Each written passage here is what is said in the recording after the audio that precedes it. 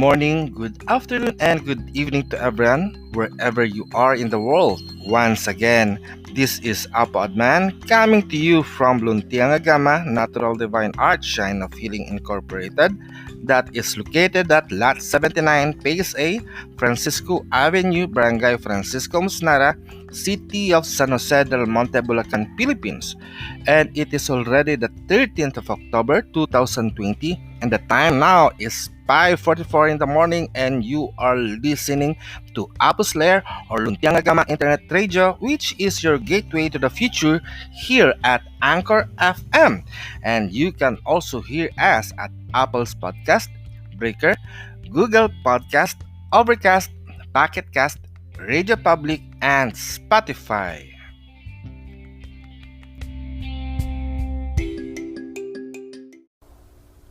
Luwalhati at parangal sa dakilang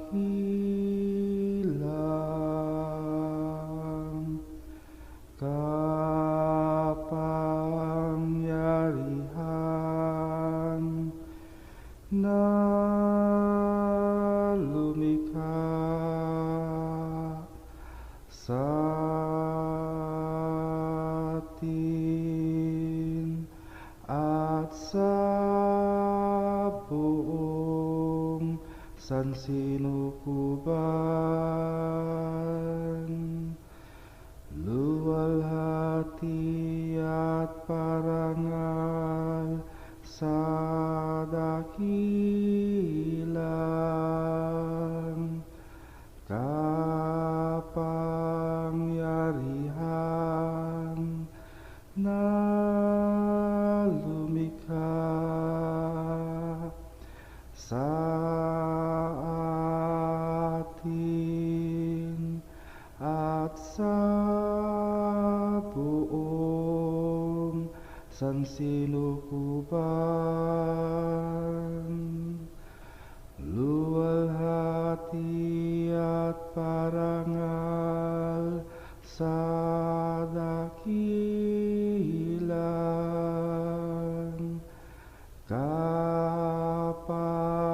kapangyarihan na lumikha sa atin at sa buong sansinukuban.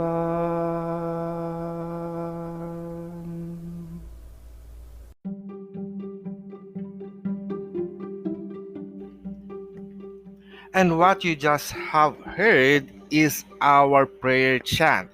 That is Luwalhati at parangal sa dakilang kapangyarihan na lumikha sa atin at sa buong sansinukuban.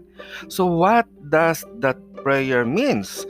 In English, it means glory and honor to the great power that creates us and to the whole universe. So this prayer is a statement of belief. It is a statement of faith by every Luntiang Aghama wherever you are in the world. We sing and chant this.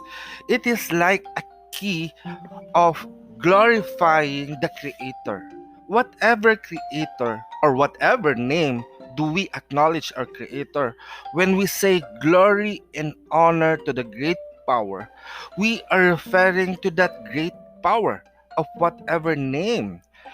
Though the problem with the world and with religion right now, religion have taught us of the name of God differently.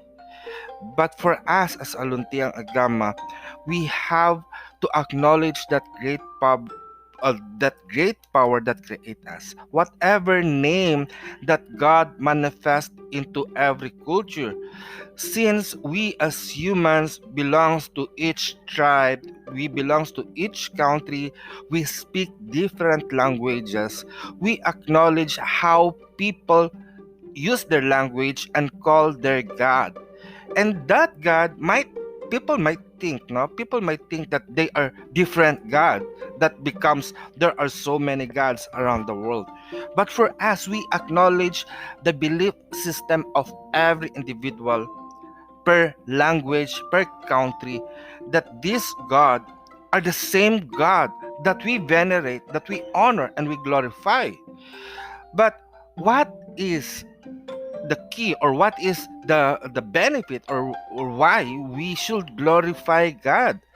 For me as an individual, since we are the chief priest of Luntiang Aghama, Shrine of Luntiang Aghama here in the Philippines, and our faith is centered on the philosophy that says the wisdom of God gave knowledge to man, and the knowledge of man is to know God, and the wisdom of man is to know God. No? So from that philosophy, we acknowledge that that God, our Creator, is the one that gives us life. At the same time, it is also God, our Creator, that gave us knowledge, and the knowledge that we are utilizing right now comes from God. Though it is obviously that the knowledge that we have has been a result of extensive and intensive research by a certain individual, but it was allowed by God for us to discover this knowledge so that we may benefit from it. So it is also the same in the prayer chant, Luwalhati, at parangal sa dakilang kapangyarihan na lumikha sa atin at sa buong sansinukuban. This prayer chant allow us to glorify God. As we glorify God, God will also glorify us through the knowledge that we have. And by this knowledge, it will transcend into wisdom. So, how to use this Luwalhati meditation or Luwalhati chant in our life?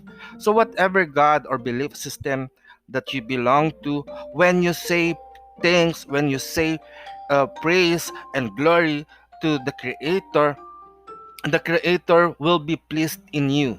No, so it is like a protection or a word of power for us. It is a word of power that can that has the power of creation, to create something new within us.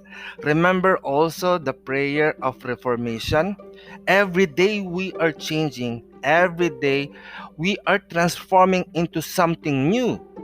Everything in us have passed, it is changing, such as when we were right now. I'm 42 years old and I am no more a child or baby, and that being becoming a baby has been changed through time.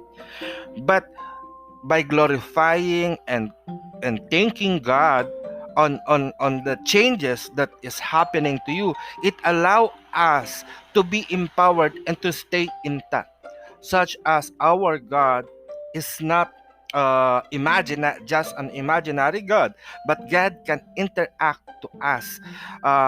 uh, interact to us every time that we call upon God. So this Luwalhati chant that we used to pray, we use this every now and then as we wake up in the morning, before we eat, after we eat, we go out our house, or even on the healing rituals that we conduct, because we believe by filling up yourself with this prayer, you tell your mind, okay, mind, glorify God. Okay, body, glorify God. And even the smallest atoms in your body, when you tell them to glorify God, it will glorify God. And as you glorify God, it will glorify you as well. So this is the prayer that we have in Luntiang Aghama, aside from the lengthy prayer, but this one is the easiest one that you could memorize or you could keep in your mind and in your heart. Remember, it is the wordings of this prayer is not that important. But what is important is that you realize and you understand that you as an individual need to glorify God in your life, not just by your lips, but by your action and the lifestyle that you have, because your life belongs to God, and it must come back to God, since the since we are his creation, and we are the perfect manifestation of that creation. So let us glorify every day in our life, that our life too will be glorified.